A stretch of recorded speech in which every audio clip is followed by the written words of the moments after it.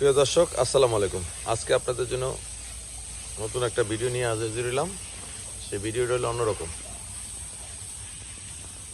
আমাদের খামারের যে দ্রব্যমূল্য যে ব্যবস্থা,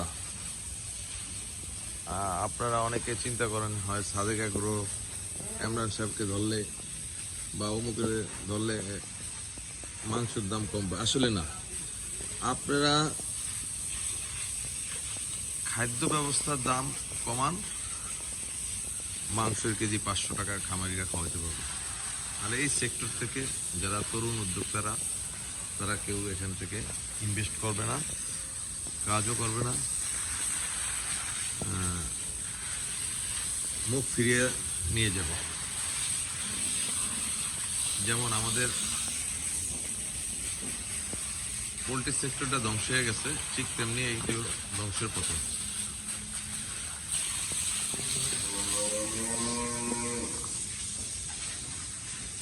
অনেকে বলেন যে চোরাই পথে গরু আসছে, আসছে। হ্যাঁ, আসতেই পারে, কিন্তু আপনারা গোখাদ্য দাম যতদিন পর্যন্ত কমাবেন না, কারণ আমাদের তো নিউজিল্যান্ড নেই, আমাদের তো বিশাল জায়গার আয়তন না, আমাদের স্বল্পপরি দেশ, স্বল্প জায়গায়। এখানে জমিনের সংখ্যা কম, এখানে ছেড়ে লালন পালন করবে, কয়জনে পালবে? তাই আমাদের প্রত্যেকেরই দানাদার উপর নির্ভরশীল হতে হয়। তো দানাদার খাবার ভারতে যদি ভুসির কেজি 20 টাকা হয়, আমাদের দেশে 65 টাকা ভুসির কেজি। কত ডিফারেন্স! সেই হিসাবে আমি মনে করি বাংলাদেশে এখনো মাংসের দাম কম আছে সেই তুলনায়।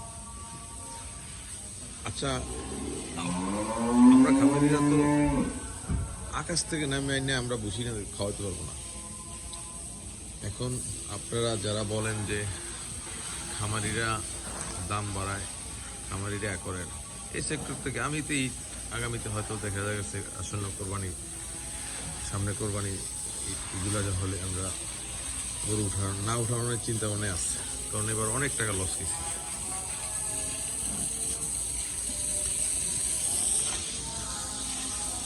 আর কি বলবো,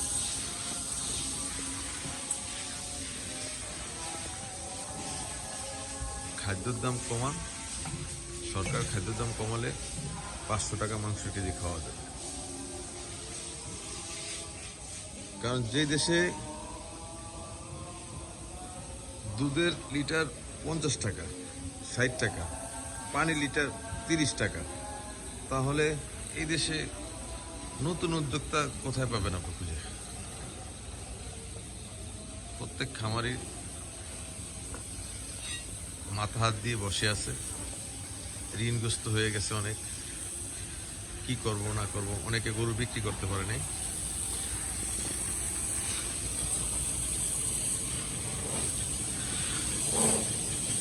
আর বিক্রি করলে যে একটা লোকের চালান যদি পুরোপুরি শেষ হয়ে যায়, সেই লোকটা কখনো আপনার কত লস দিয়ে বিক্রি করবে? যেমন আমার 60টা গরুতে আমার প্রায় 12 লাখ টাকার মতো লস। এখন সবাই কি এই লস সামাল দেওয়ার প্রতি বছরই সম্ভব? যেই দেশে উদ্যোক্তাতে দালালের দাম বেশি, আপনি হিসেব করে দেন, একটা দালাল একটা গরুর পিছে 2,000, 3,000 টাকা, 4,000 টাকা, 5,000 টাকা বিক্রি করে, ব্যবসা করে, দালালি খায়।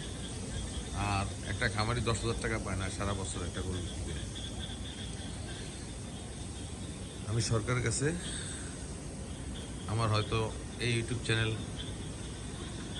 যারাই দেখবেন, যারা প্রান্তিক খামারি, তারা সকলে ঐক্যবদ্ধ হন, নাহলে এই সেক্টরটা পোলট্রি সেক্টরের মতো শেষ হয়ে যাবে।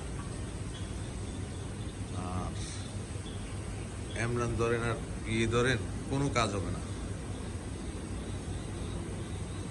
তারা যারা এমরান সাথে সাদেক এগুলোর সাথে যারা আছে, তারা হয়তো দেখা গেছে কালো টাকা সাদা করছে। যারা প্রান্তিক খামারি, তারা কি করবে?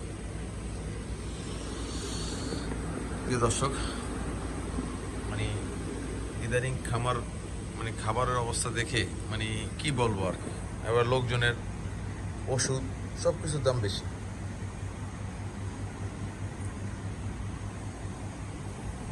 দেখেন আমার ওই একটা শেড খালি হয়ে গেছে, এইটা শেড খালির মতো, এগুলো বাসা কিছু নিয়ে এনে ছেড়ে দিচ্ছি।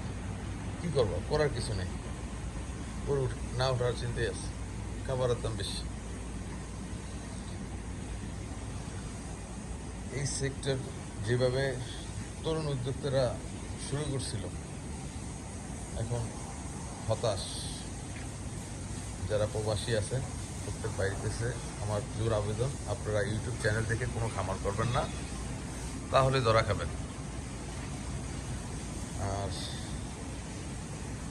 এই সেক্টরটা না আসা আমি মনে করি প্রত্যেকের ভাববে চিন্তা আসা উচিত, আর না হলে এই সেক্টর দিয়ে আপনার যে সারা জীবনের কষ্টার্জিত টাকা শেষ হয়ে যাবে।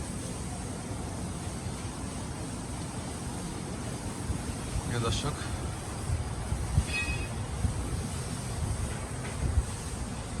সবাই ভালো থাকবেন। আজ এই পর্যন্ত।